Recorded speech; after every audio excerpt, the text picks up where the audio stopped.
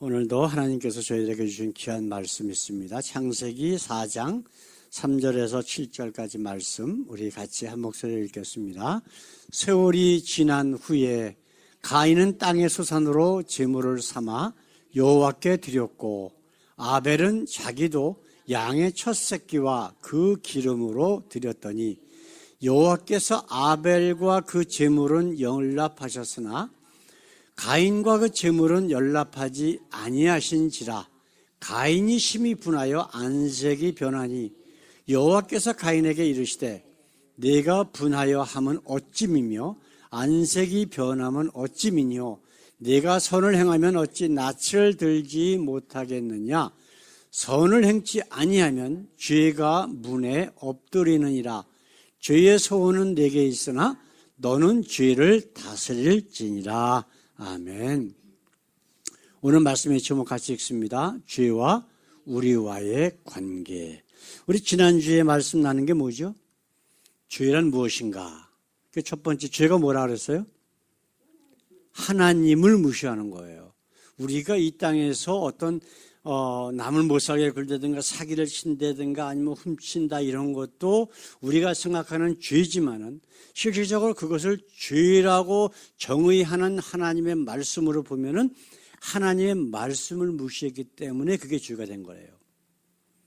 그래서 지금 우리가 말하는 그런 모든 것들은 죄인된 사람들이 죄로 인하여 우리 마음속에서 우리의 삶 가운데서 나타나는 죄의 열매들이 바로 그런 것들이라고 하는 거예요.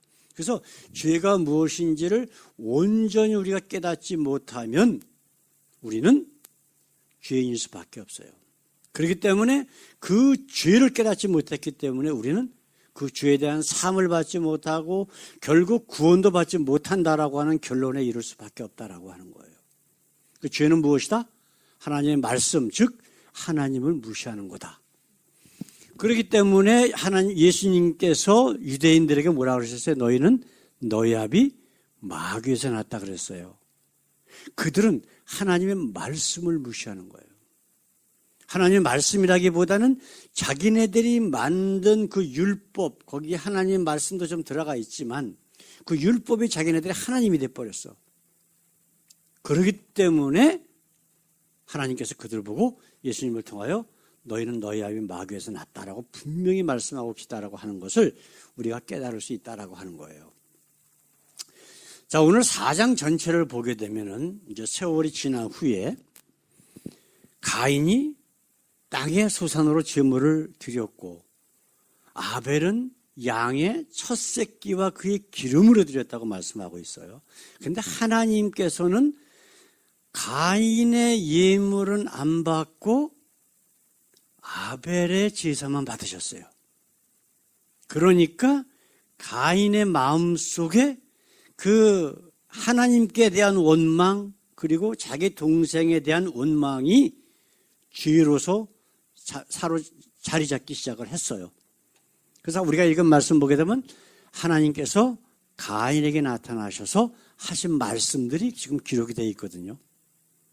그래서 결국은 가인이 자기 동생 아벨을 하나님의 말씀에 순종하지 못하고 회개하지 못하고 하나님 말씀 가운데 깨닫지 못하고 결국 그 동생을 죽임으로 말미암아 하나님께 야단을 맞고 그러면서 또한 가인은 그 하나님께 야단 맞은 것을 회개하는 것이 아니라 이제 자기가 만나는 사람들이 자기를 죽일 걸 걱정하고 하나님 앞에 간청했을 때 하나님께서는 그에게 표를 주셔서 모든 사람들이 가인에 죽이지 못하도록 손을 대지 못하도록 해놓으셨다라고 되어 있습니다. 그래서 가인이 하나님을 떠나서 두 아내를 얻어서 어떻게 자식을 낳고 그 자식들이 어떤 자들의 조상이 되었다라고 하는 것들이 이제 창세기 4장 전체에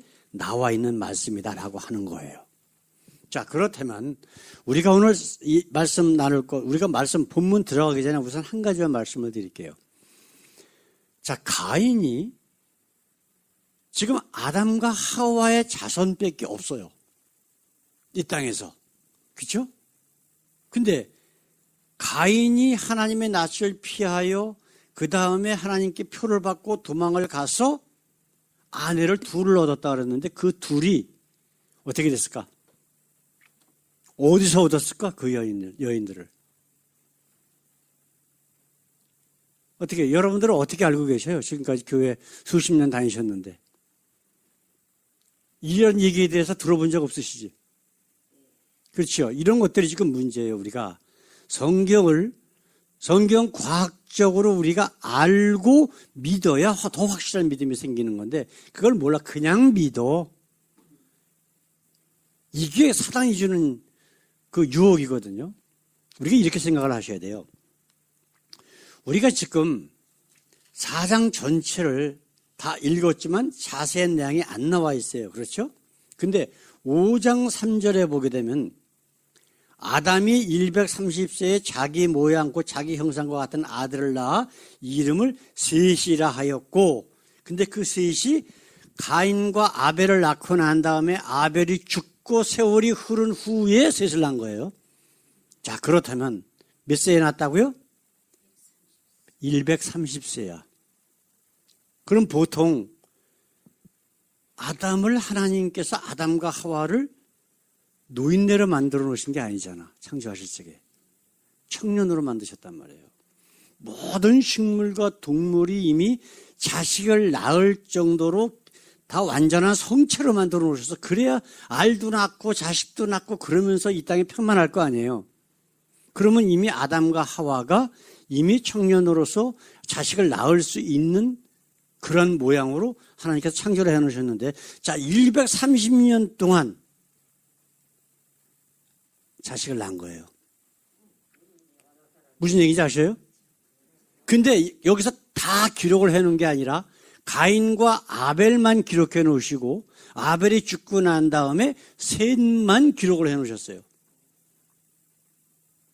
그렇다면 특별히 의미가 있는 사람의 이름만 기록을 해놓으셨다는 거예요.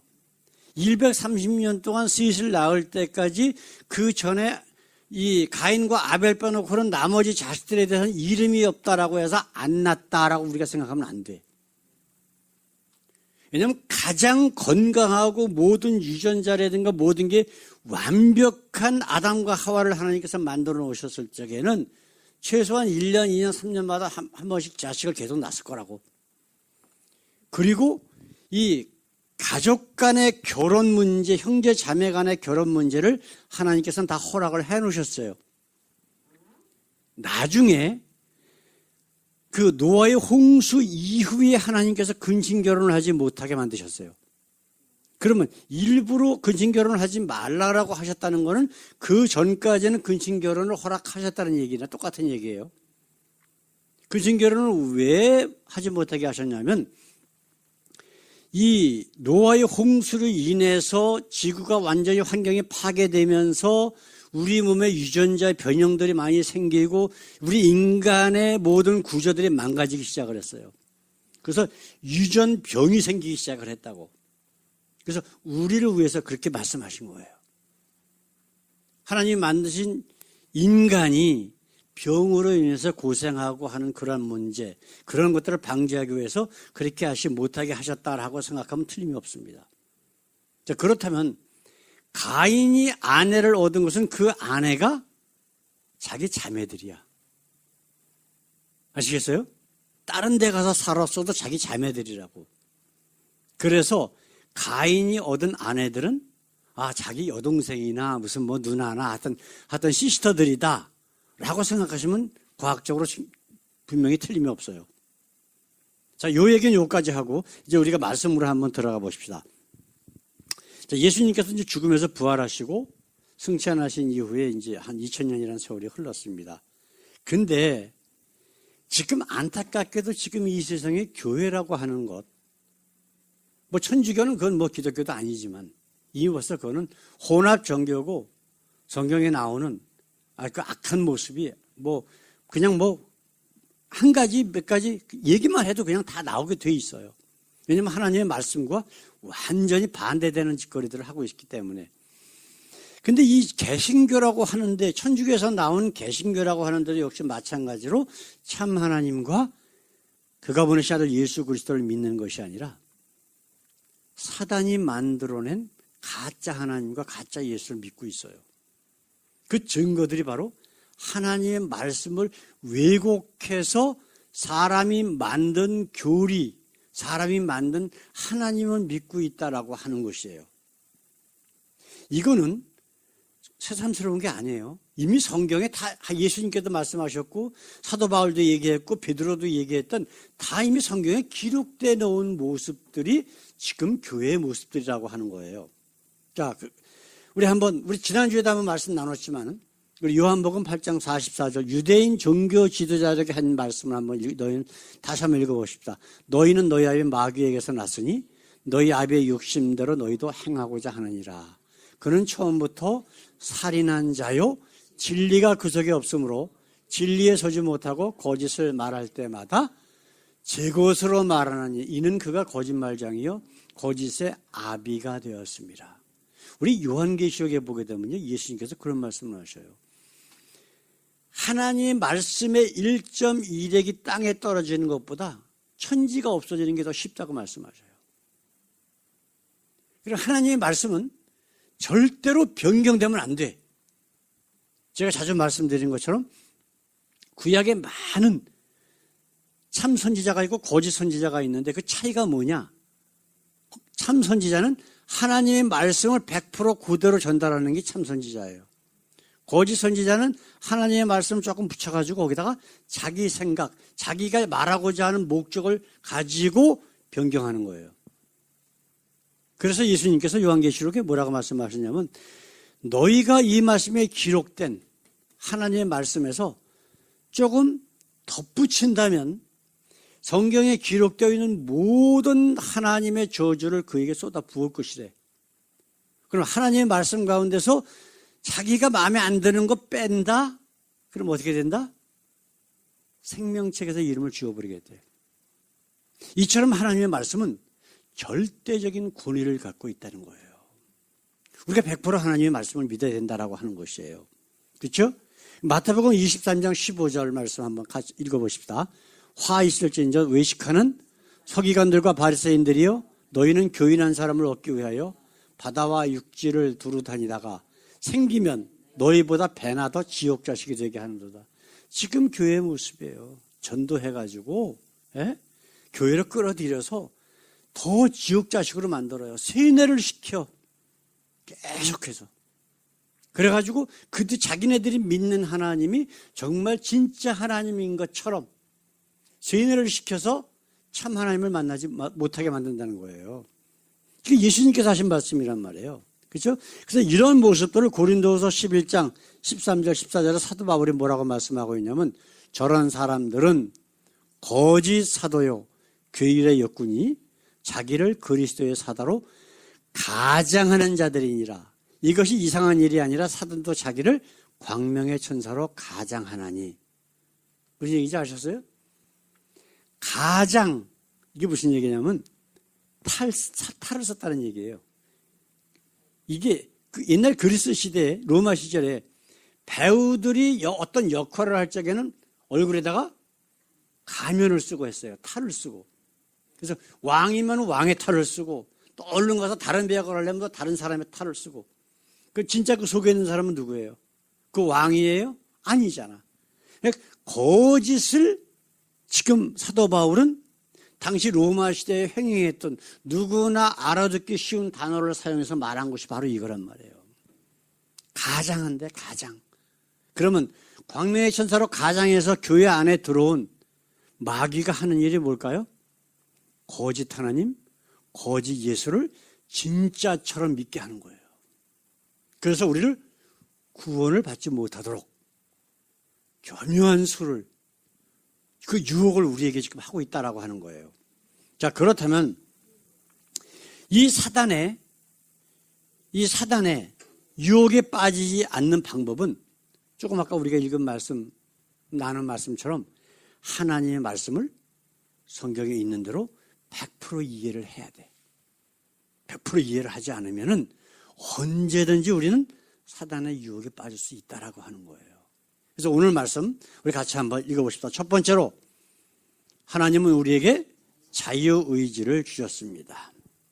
천주교하고 천주교에서 파생된 모든 개신교라고 하는 뭐 장로교, 감리교니 무슨 성결교니 아니면 순복음이니 뭐 이런 것들은 공통적이 있습니다. 그들이 인간과 죄에 대한 관계를 어떻게 표현하고 있냐면 모든 인간은 전적으로 타락을 해서 결코 회개하고 하나님 앞에서 용서받고 구원받을 수 있는 자가 하나도 없다 이렇게 얘기를 해요. 그래서 노예의지론이라고 하는 것을 주장을 합니다. 그 죄에 이미 노예가 다 돼 있대요. 회개할 수도 없대. 하나님의 말씀을 깨닫고 돌아설 수도 있는 능력이 하나도 없대. 자, 이게 정말 이게 사실이라면 성경은 뭐라고 말씀하고 있나? 바로 이렇기 때문에 천주교는 뭐를 만들어냈냐면 교황이 죄를 사하는 권세가 있는 걸 만들어냈어요. 그러면서 세례라고 하는 걸 만들어냈어. 천주교도 원래는 다 침례를 줬어요. 왜냐하면 그게 초대교회의 그 예수님과 그리고 그의 제자들이 계속 해왔던 관례이기 때문에. 그리고 세례라고 하는 건 뭐예요?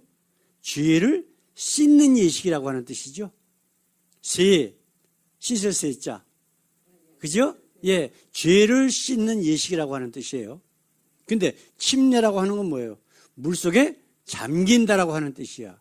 그럼 물속에 잠기는 건 뭐예요? 죽는다는 뜻이거든요. 죄와 세상과 내 육신에 대해서 죽고 주님 안에서 다시 거듭난다라고 하는 의미가 물과 성령으로 거듭나지 아니하면 하나님 나라에 결코 못 들어간다고 예수님이 하신 말씀, 바로 그거란 말이에요.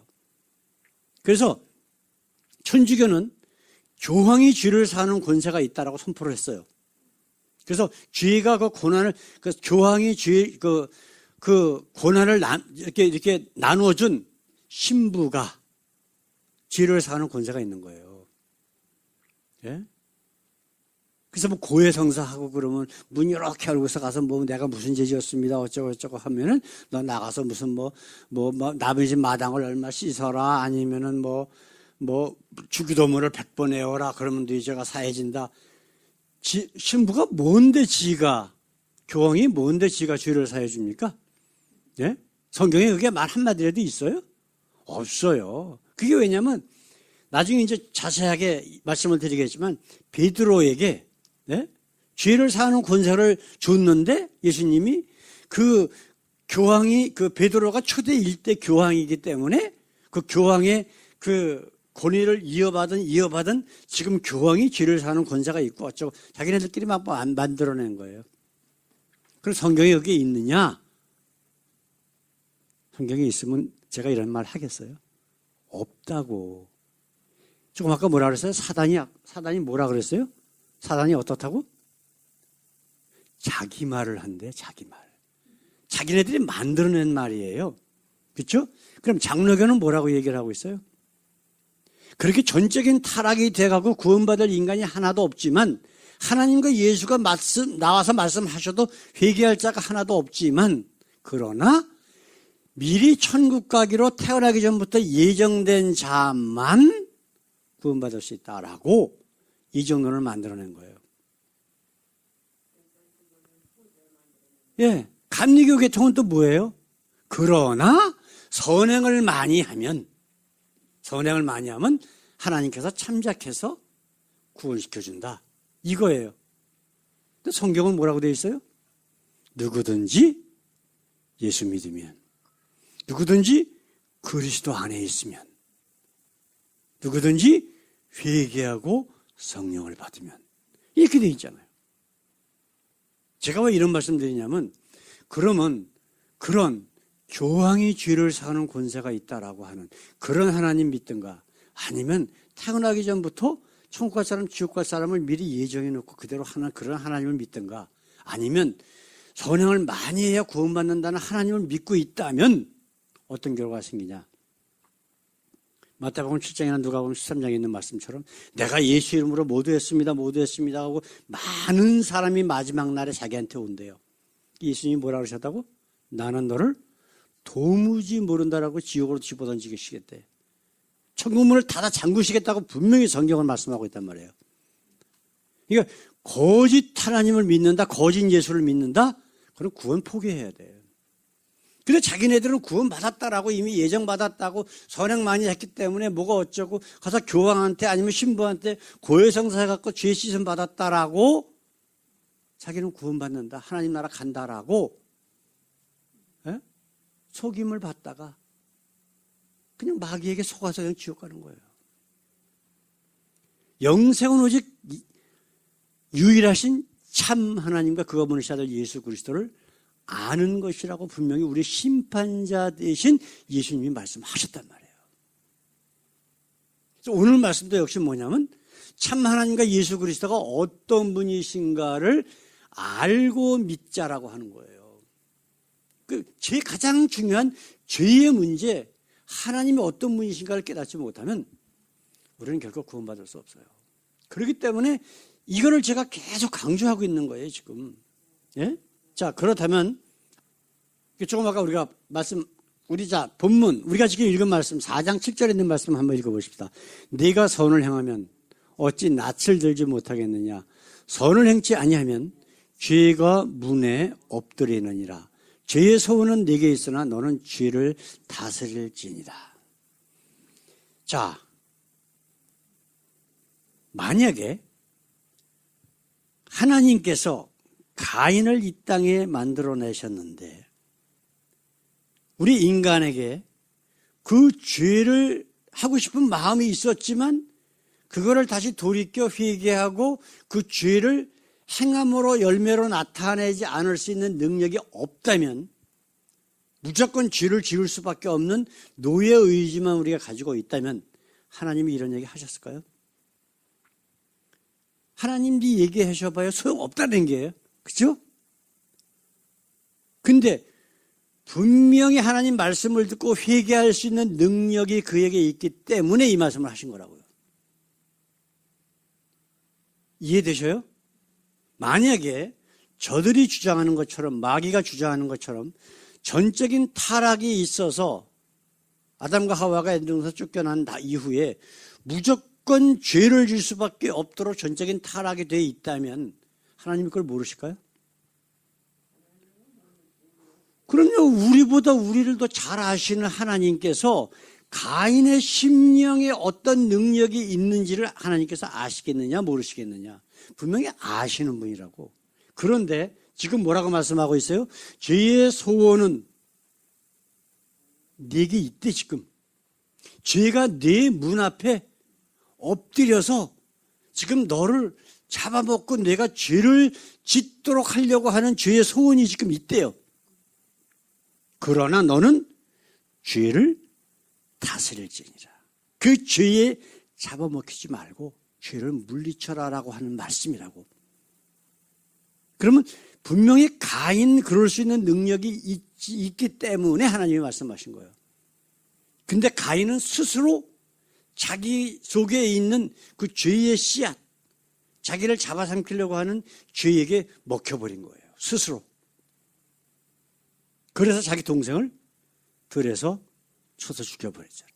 그러면 성경에 지금 가인에게 요 일만 있느냐, 죄에 관한 문제를. 성경에 하나님께서 처음에는 마음에 들어 하셨지만 하나님이 떠난 인물들이 있어요. 대표적인 인물들이. 자, 이스라엘의 첫째 왕이 누구죠? 사울 왕이에요. 이스라엘 백성들이 선지자에게 우리에게 왕을 세워달라고 가나안 땅에 들어와 보니까 다른 가나안 족속들은 왕이 있고 다 체계적으로 막 이렇게 하고 외적이 쳐들어오면 왕이 군사를 데리고 와서 막 물리치고 어쩌고 하는 거 보니까 참 좋거든. 왕을 세워달라고 막 그래요. 그래서 하나님께서 하도 간청을 하니까 그럼 그래라. 그래서 사무엘에게 허락을 하잖아요. 그래서 왕을 세울 때 그 왕이 누구냐면 사울이라고 하는 사람이야.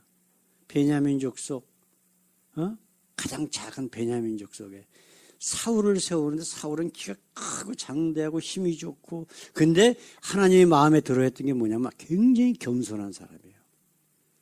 내가 누구간데? 내가 누구간데 어찌 하나님의 종으로서 내가 이스라엘 백성, 하나님의 백성을 다스릴 수 있습니까? 그리고 안 하겠다고 막 버텼는데 그게 하나님의 마음에 드는 거야, 더. 네. 그런데 그게 왕이 되고 나니까 어떻게 했어요? 그 권력욕에 취해가지고 혹시라도 다윗이 자기 왕권을 뺏어갈까 봐 그 죽이려고 쫓아다니고, 그러다가 어떻게 됐어요? 하나님께서 선지자를 계속 보내서 말씀하시는데도 계속 말을 안 들어. 하나님 말씀을 무시해. 그게 뭐라고요? 하나님 말씀 무시하는 게 그게 죄란 말이에요. 그러니까 성경에는 뭐라고 되어 있냐면 하나님의 영이 떠나고 악령이 그를 사로잡았더라, 이렇게 되어 있어요. 자, 그러면 사울이 원래부터 그런 자였기 때문에 하나님이 선지자를 보내고 하나님이 직접 말씀하시고 하는 거 소용이 없다라고 하는 것을 아셨는데도 그렇게 하셨는가?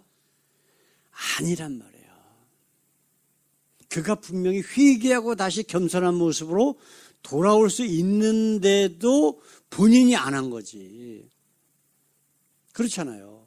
솔로몬 왕은 어때요? 그 아비 다윗, 이스라엘 역사상 내 마음에 합한 자라고 했던 사람은 딱 한 사람밖에 없어. 그게 누구예요? 다윗이라고. 다윗. 그 다윗 왕, 아버지 다윗 왕 밑에서 성령이 될 때까지 자랐잖아요. 그 아버지가 하나님을 섬기는 모습을 보고 배웠다고. 그래서 하나님께서는 선지자에게 기름을 부으라고 해서 솔로몬을 왕을 시켰는데 어떻게 됐어요? 결과가 건물 줘놓고 이게 성전이라고 그러고 별짓 다 하고 있으니까 하나님께서 뭐라고 해서 선지자를 계속 통해서 말씀하시고 안 들어.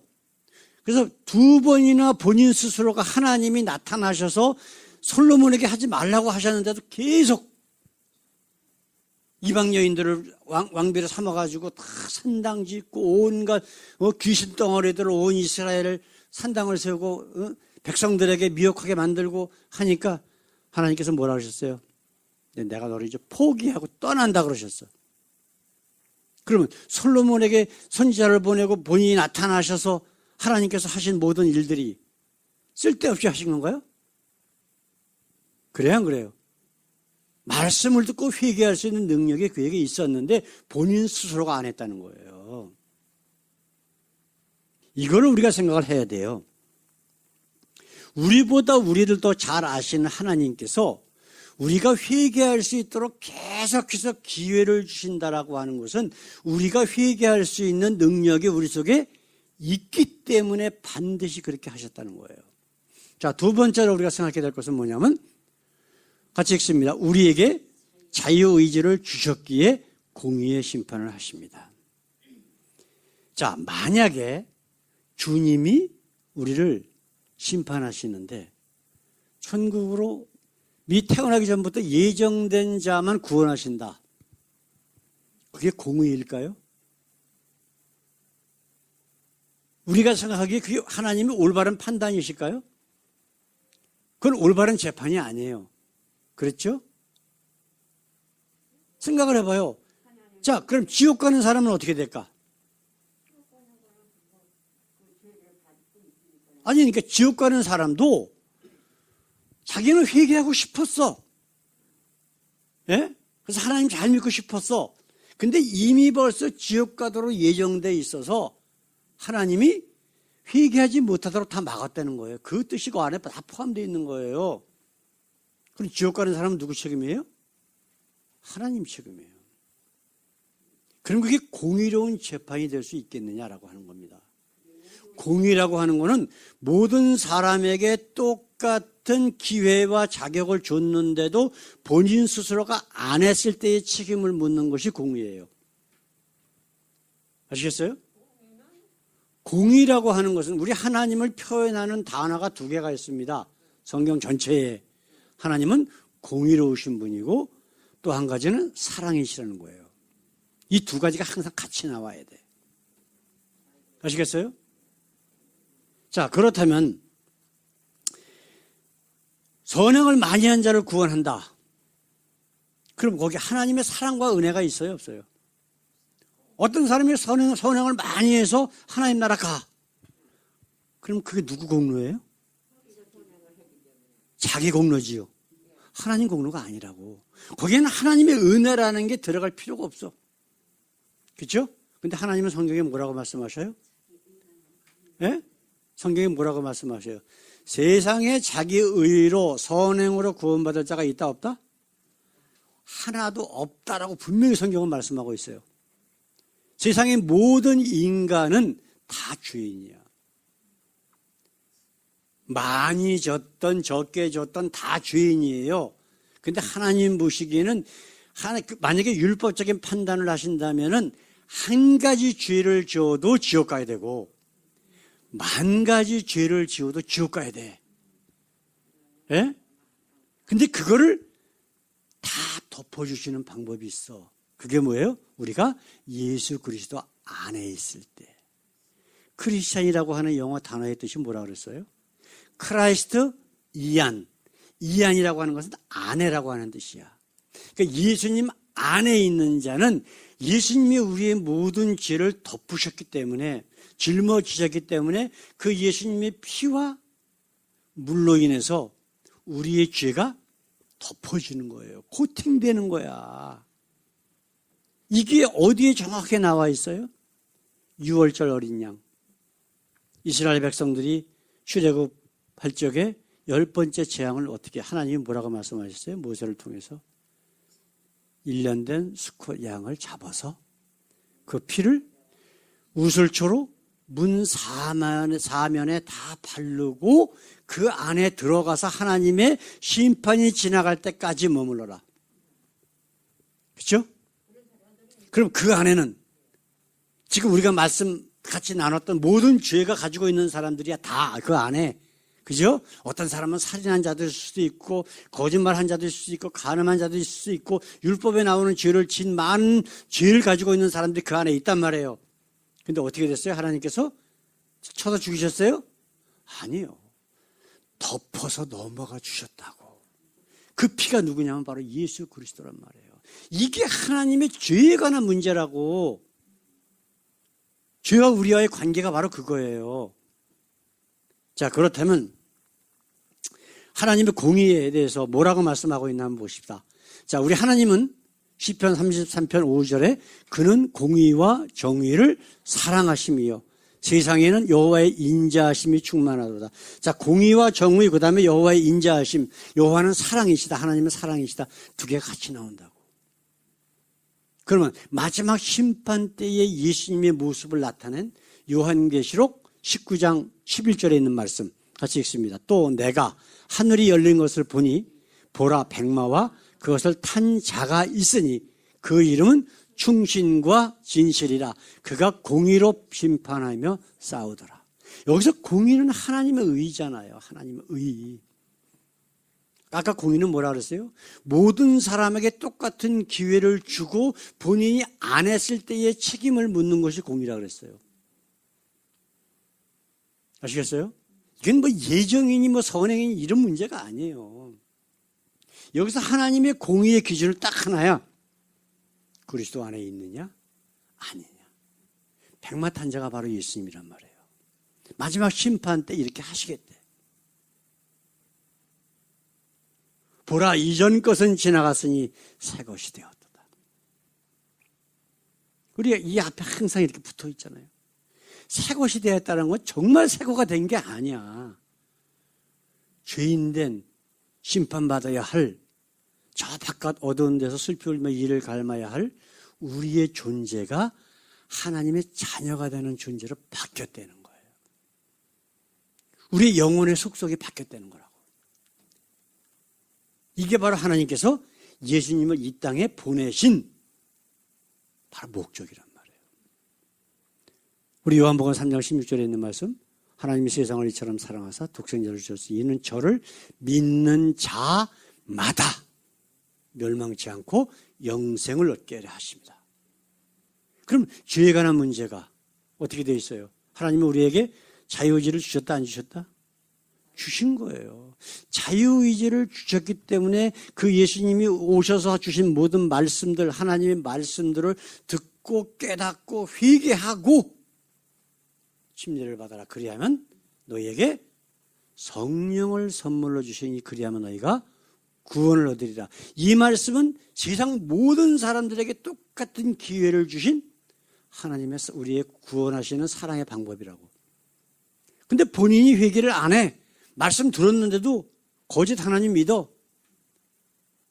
누구 책임? 본인 책임이에요. 그렇기 때문에 하나님이 공의로 심판하시는 거예요. 아무리 많은 죄를 지었어도 예수 그리스도 안에 회개하고 들어오면 용서하시겠대. 그게 마지막 우리 구원의 방법이라고 하나님이 주신 사랑이란 말이에요. 근데 안 하겠다? 그럼 어쩔 수 없는 거지 뭐. 그건 어쩔 수 없는 거예요. 하나님이 아무리 구약의 선지자들 보내서 얘기하신 것처럼, 네? 솔로몬에게, 사울왕에게 계속 그러지 마라. 하나님이 직접 가인에게 나타나셔서 그러지 마라. 죄의 소원은 내가 있고 내 문 앞에 엎드려져 있는데 너는 죄를 다스려라라고 분명히 말씀하셨는데도 본인이 안 했어. 그럼 누구 책임? 본인 책임이란 말이에요. 이거를 거짓 하나님을 만들기 위해서 무슨 교황이 죄를 전적인 모든 사람들은 전적인 타락이기 때문에 회개할 수도 있고 구원받을 수도 없고 그렇기 때문에 교황이 죄를 사는 권세가 있고 무슨 태어나기 전부터 이미 예정된 자만 들어가고 선행을 많이 해야 되고 이거 다 거짓 하나님이에요. 마귀가 하나님처럼 광명의 천사로 가장한 모습들이란 말이에요. 그럼 그걸 믿으면 구원이 있다 없다? 없어요. 성경은 분명히 말씀하고 있어요. 유일하신 오직 only way to be saved 이렇게 되어 있다고. 구원받을 수 있는 유일한 방법은 참 하나님과 그가 보내신 아들 예수 그리스도를 아는 것이다. 아는 게 뭐라고요? 함께 사는 것이다.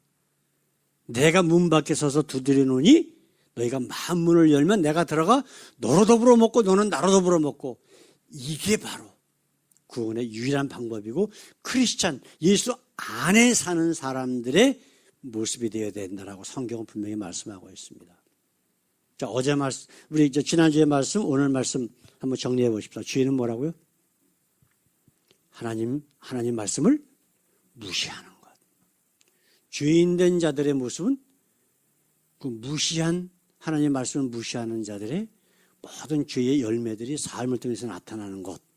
그리고 오늘 말씀의 결론은 뭐예요? 하나님은 우리에게 하나님의 말씀과 아닌 것을 선택할 수 있는 자유의지를 주셨다? 맞죠?